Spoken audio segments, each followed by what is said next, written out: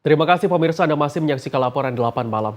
KPK dulu beda dengan KPK sekarang. Nah untuk membahasnya lebih lanjut, berikut wawancara jurnalis Garuda TV Ali Alaidrus bersama ex-pimpinan KPK Yudi Purnomo.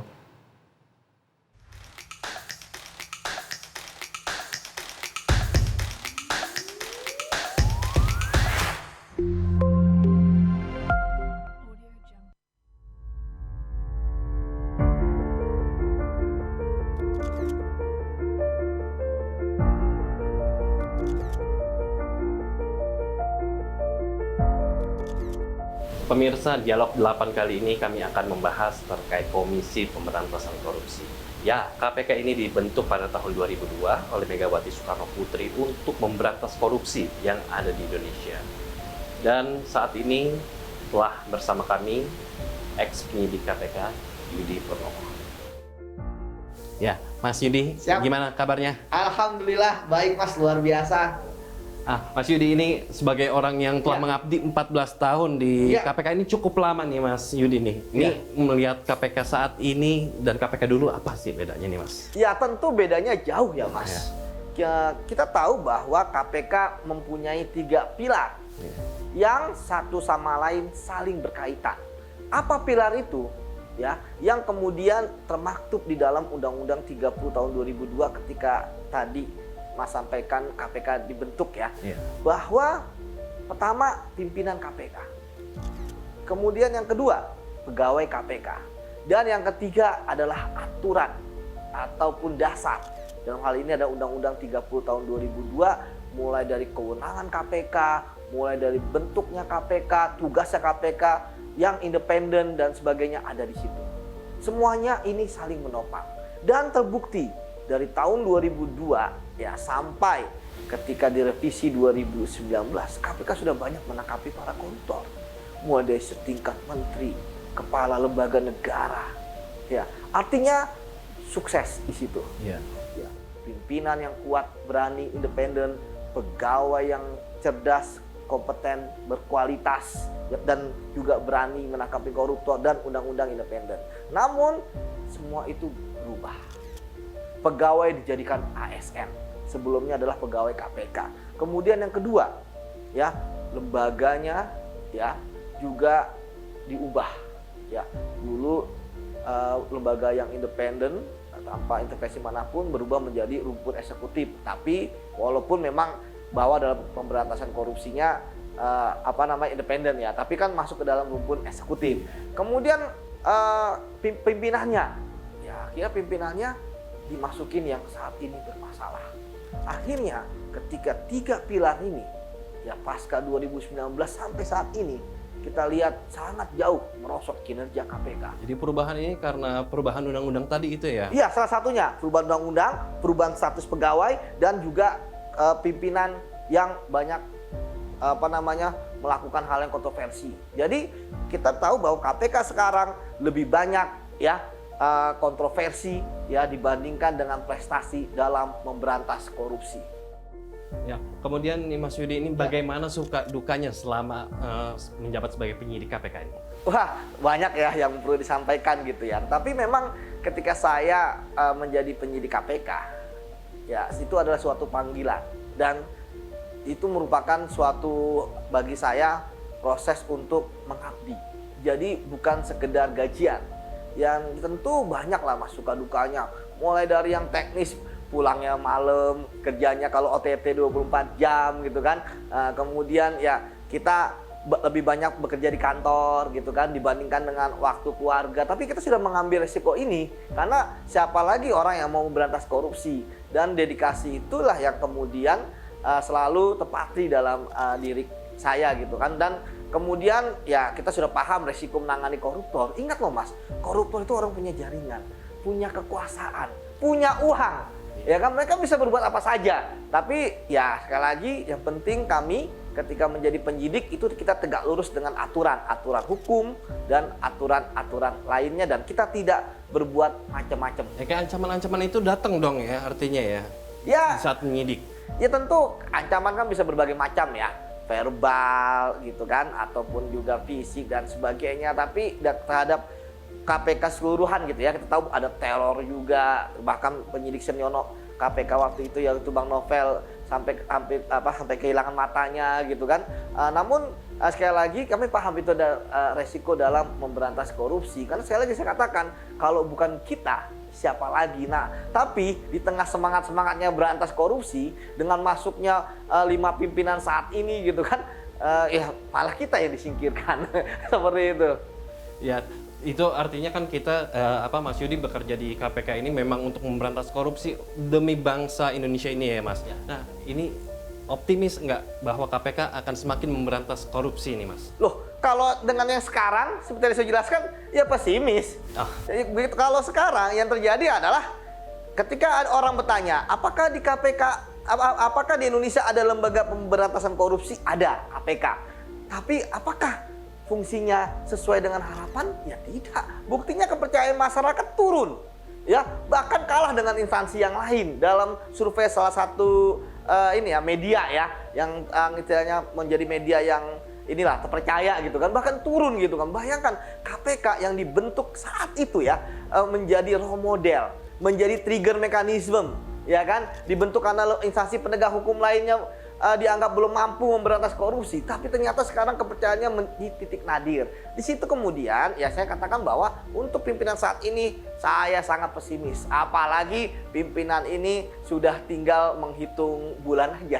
Kan nanti di bulan Desember mereka akan diganti. Padahal pimpinan saat ini diperpanjang loh 1 tahun oleh MK. Ya artinya bahwa diperpanjang 1 tahun gak ada artinya, Mas.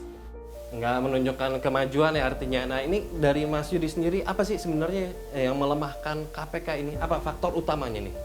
Tadi saya katakan faktor utama mulai dari status pegawai KPK, mulai dari pimpinan KPK yang lebih banyak membuat permasalahan, ya kemudian juga kelemahan dalam undang-undang dan kewenangan KPK. Ini jadi satu kesatuan yang tidak bisa dipisahkan. Yang menurut saya kalau tidak ada perubahan ke depan, ya akhirnya tadi saya katakan, ketika dikatakan apakah ada koruptor yang ditangkap? Ada, tapi nilai kerugian keuangan negaranya nggak besar. Apakah ada koruptor ditangkap? Ada, tapi bukan kelas kakap. Yang ditangkap adalah kelas kecil.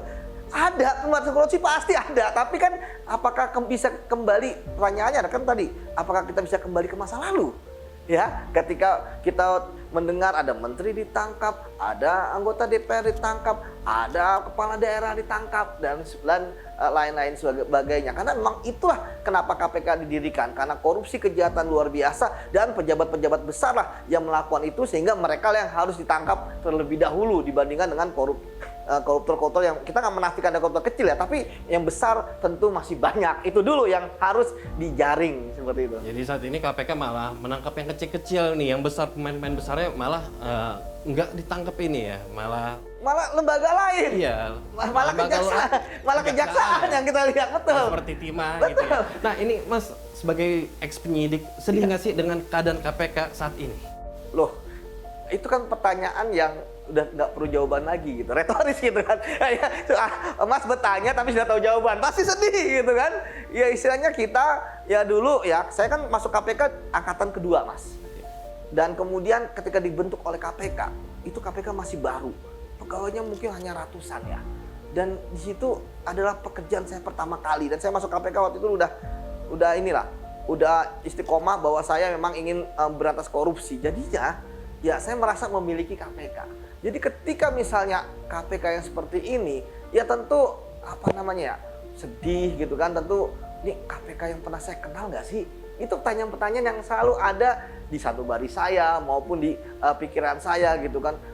Dan saya selalu dalam doa saya berharap bahwa ya KPK akan kembali kepada masa lalu. Ya artinya siapa tahu ada pimpinan KPK yang saat ini kan lagi pemilihan ya, yang bisa kalau kampanye next KPK great again gitu kan. Seperti itu.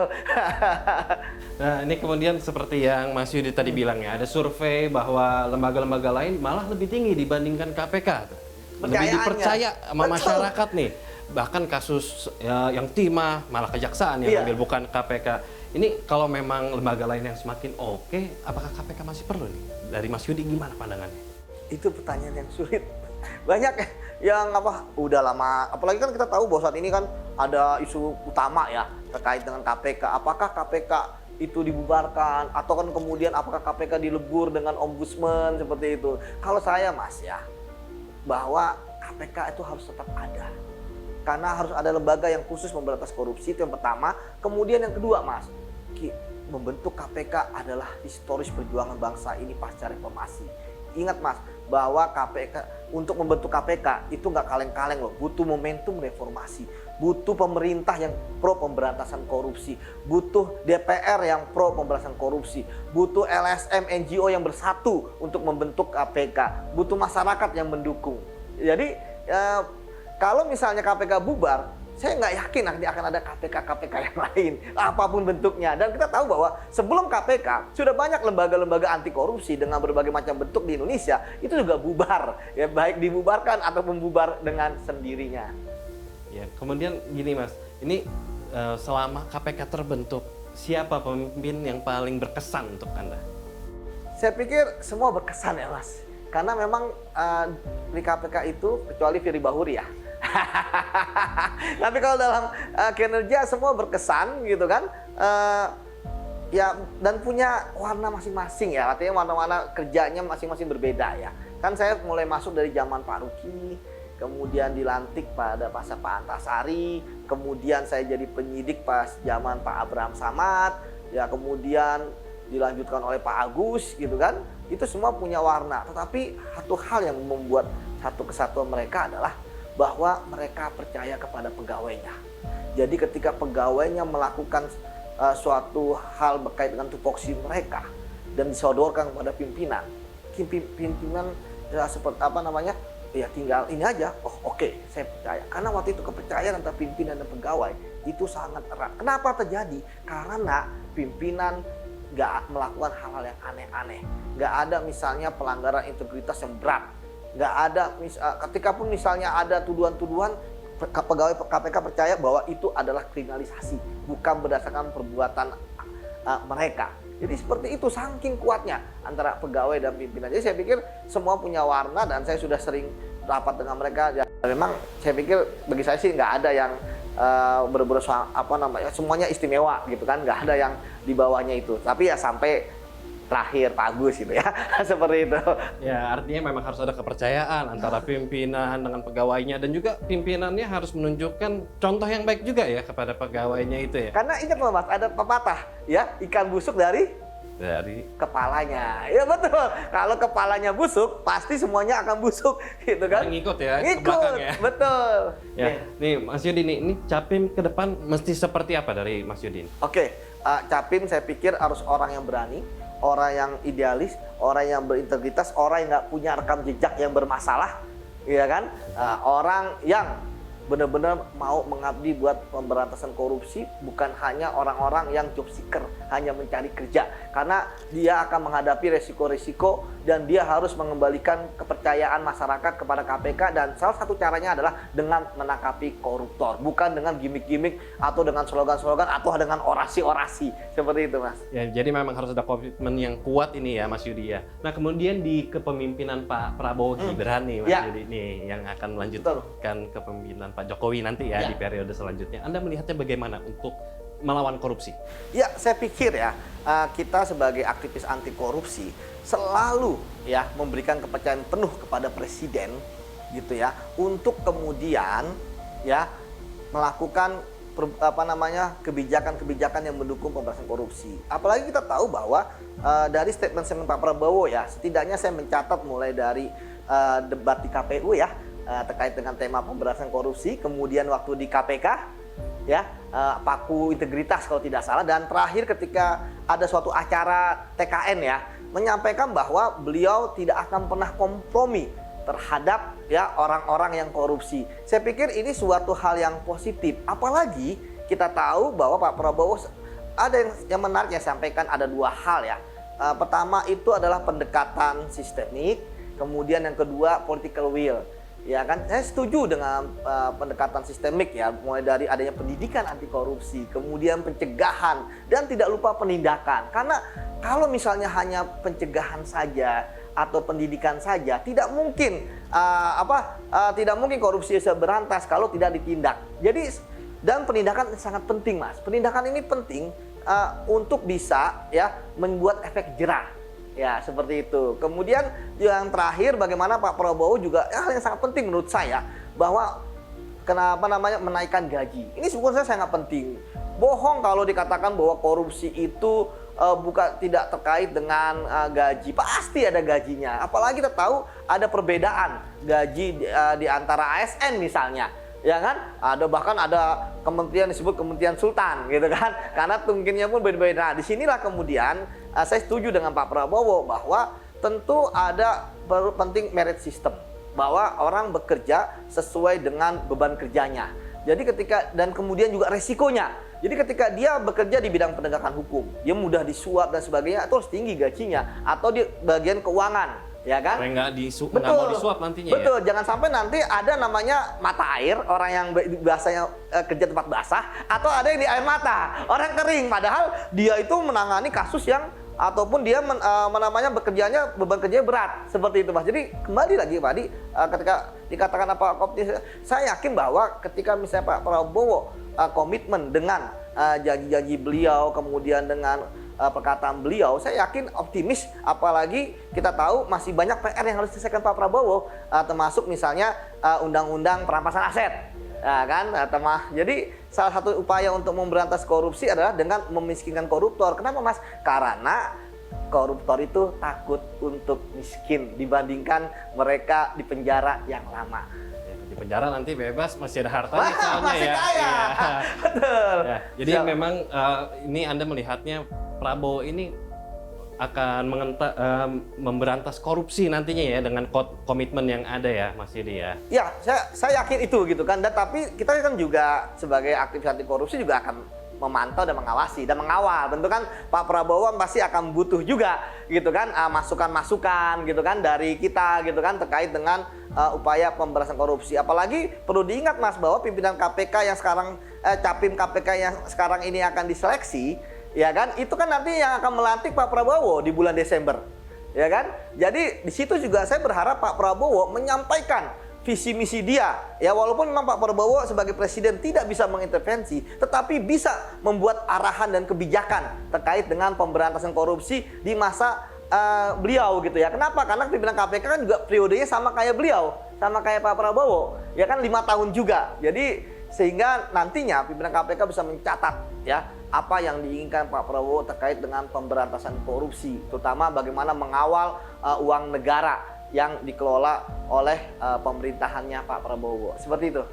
Ya, pastinya kita berharap korupsi ini kalau bisa berkurang bahkan hilang nantinya ya Mas Yudi ya. Amin. Baik, Mas Yudi terima kasih atas waktunya. Mudah-mudahan nanti kita ada waktu lagi untuk melanjutkan dialog kita ini. Karena keterbatasan waktu ya, kita harus udahi Mas Yudi. Nah, itu dia tadi pemirsa dialog kami bersama ex-penyidik KPK Yudi Purnomo. Saksikan terus dialog 8 untuk dialog menarik lainnya hanya di Garuda TV.